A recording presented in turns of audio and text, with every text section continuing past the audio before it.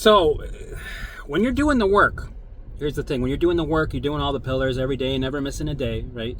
You're doing your visuals. You're allowing in between, all the pillars throughout the day, right? Maybe 400 to 700 times a day sometimes. What else? You're elevating. You're being aware of behavior patterns. You're doing your walk and talks. You're prepared. You're sticking to your routine schedule, right? You will notice that things get worse. And you will have setbacks. And just because you're doing the methods does not mean you're going to get relief in the beginning. Right? And this is what I've said in the past.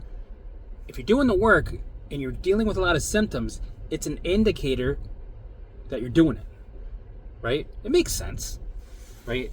So, if you feel like shit, you're having the setbacks, if you feel like you're making exorcisms jealous on a daily, you're getting new symptoms, old ones returning, pat yourself on the back because it means that you're doing it. And I know it's one of the worst ways to know if you're doing something. It should give you a little bit of reassurance to know, if you're doing the work, that the more shittier you feel, that means the more you're doing it. And that's a good thing, right? My goal on this channel is to motivate people. My goal on this channel is to motivate people and to keep people doing it and never giving up. And prepare people to set people up so they know, hey, listen, I'm just setting you up. I'm giving you info. I'm kind of showing you what's to come. So when people are prepared and they're dealing with the what if thoughts and the crazy symptoms and they're dealing with the shit show, they're more understanding, they're prepared, they understand that, okay, they're more willing to go, oh fuck, Helmut told me about this. Okay, I'm not caught off guard. Yeah, he wasn't kidding. This is crazy. Maybe I'll watch that video again. Oh shit, yeah, he was right. Why is it that my OCD looping thoughts are going up? Why is it that my symptoms are getting worse? Why is it that thing that I'm trying to get rid of is getting 10 times worse? Why am I getting that symptom that I had 10 years ago? I thought we put that to bed. Why is my OCD skyrocketing and I feel like I'm going crazy? Like literally, I feel like I'm going crazy. I can't stop it. There's no pause button. So when that happens, because it's going to happen, it has to happen, it will happen. That's a guarantee. That's a guaranteed. That's the journey, right? We need to have the setbacks. We need to have the what if thoughts. Old symptoms, new symptoms returning, intense symptoms, so that you can build that leverage of indifference over time by having it come and go. And when it comes and goes, doubt is going to come. And you're going to learn how to deal with the doubt by allowing it, right? And also, through your journey, this is your timeline. Through your journey, you're going to start to build history, right? History, you're going to experience your symptoms. They're going to all pass, and then they're going to come back, right? It always passes. But it'll come back, and it'll be in and out, in and out, in and out, in and out, in and out, in and out. The more you experience them, the more you see the patterns. The more you see the patterns and experience them, the more you build the leverage. And the more you build confidence. Right? And that helps you move forward in this journey.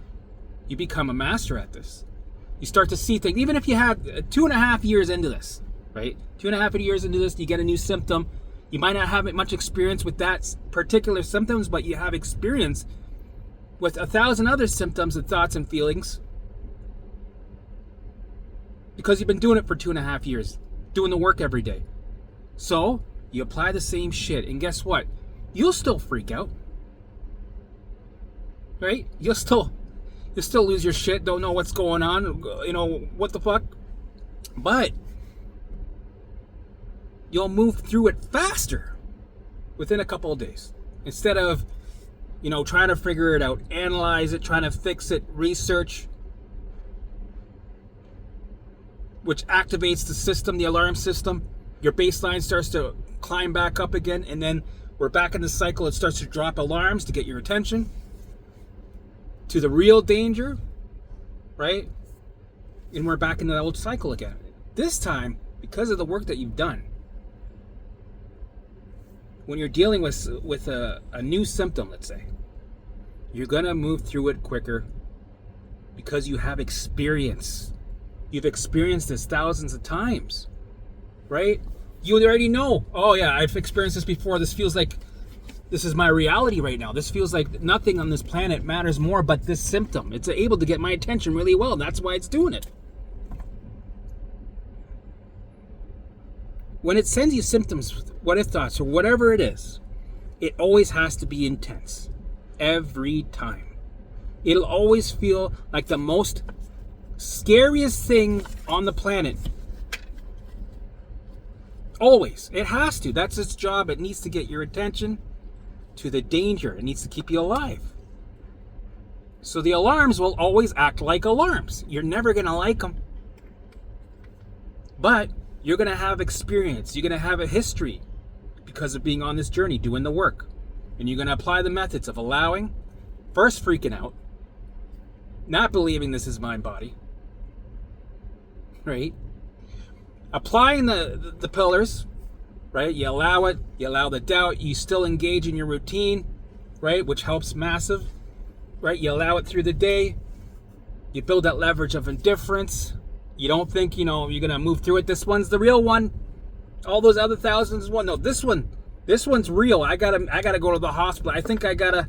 You go, no. How many times have I done this? How many times have I thought this is the real thing? We better go get checked. Maybe something's gonna burst.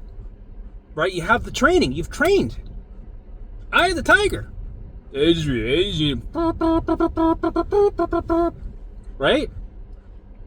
This is where the experience comes in, and you apply the methods. You act like a cork in water with confidence.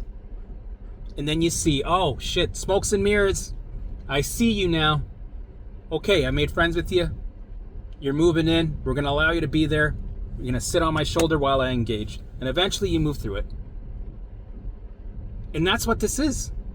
This is just different ways the brain is going to try to get your attention, and you're going to deal with resistance. And it's going to throw the kitchen sink at you, which is an indicator that you're doing it. So high five. Keep going. No matter what. Never fucking, no, don't ever stop no matter what. Don't get sucked into the analyzing. Don't overanalyze. Don't micromanage your thoughts, feelings, symptoms, emotions. Don't overanalyze. Just picture this as a big vortex vacuum of hole that you just allow. Whatever it is, don't overcomplicate it.